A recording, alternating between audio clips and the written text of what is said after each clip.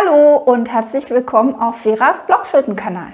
Heute gibt es wieder was zum Mitspielen für euch mit einer Altblockflöte bzw. mit zwei Altblockflöten. Ihr braucht euch aber nicht zu zweiteilen. Ich habe die zweite Stimme für euch aufgenommen, sodass ihr die erste mitspielen könnt. Und ich habe auch beide Stimmen zusammen für euch aufgenommen. Dann könnt ihr euch irgendwo dazu gesellen, wo ihr möchtet. Die Noten habe ich für euch extra umgeschrieben, dazu erzähle ich euch gleich mehr. Die sind auf jeden Fall im Infokasten für euch verlinkt, die könnt ihr gratis downloaden.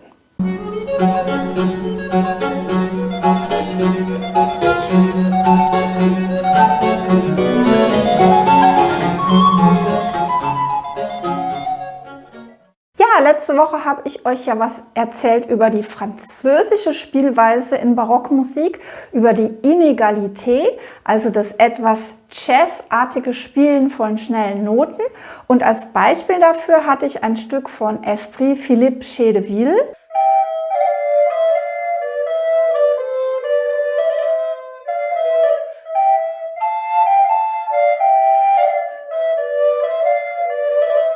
Und den ersten Satz aus dieser Suite wollen wir heute zusammen spielen, nämlich das Prälude. Um genau zu sein, ist es ein Stück aus den Symphonie pour la Musette von Chédeville.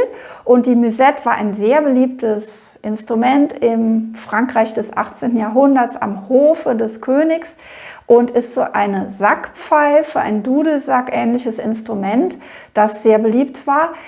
Chédeville hat aber dazu geschrieben, dass man dieses Stück genauso gut auf Blockflöte spielen kann oder auf Traversflöte oder auf Oboe, und wir wollen das mit der Blockflöte machen.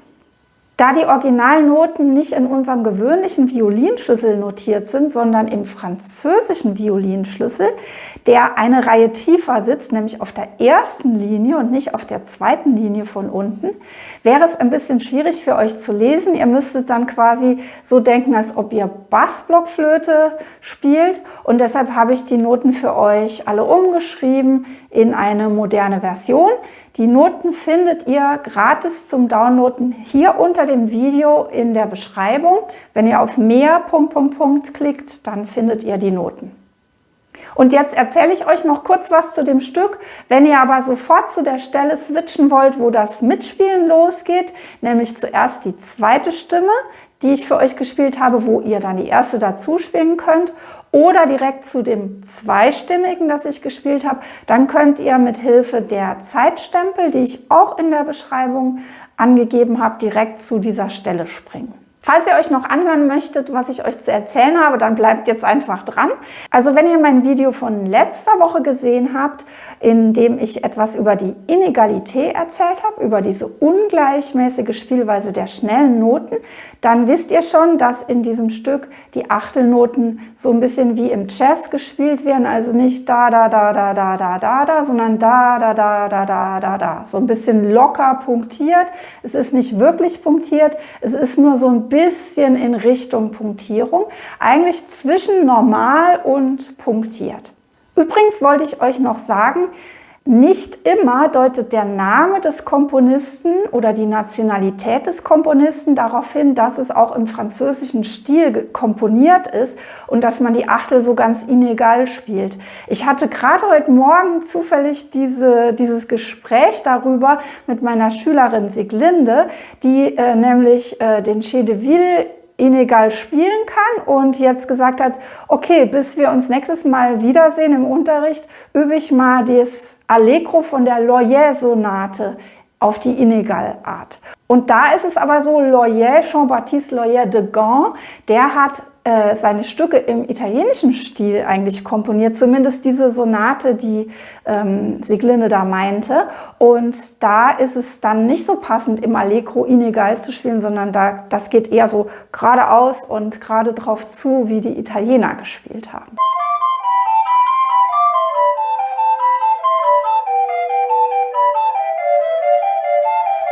Ihr müsst also darauf achten, ist es zum Beispiel ein Titel wie Adagio, Allegro, Presto, dann ist es eher italienisch, oder ist es Musette, Minuet oder Chic.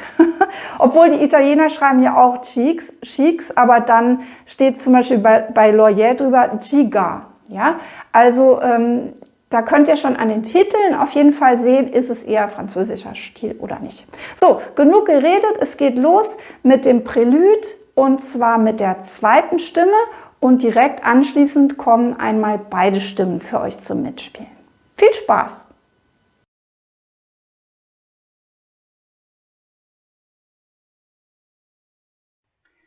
Eins, zwei, eins und zwei.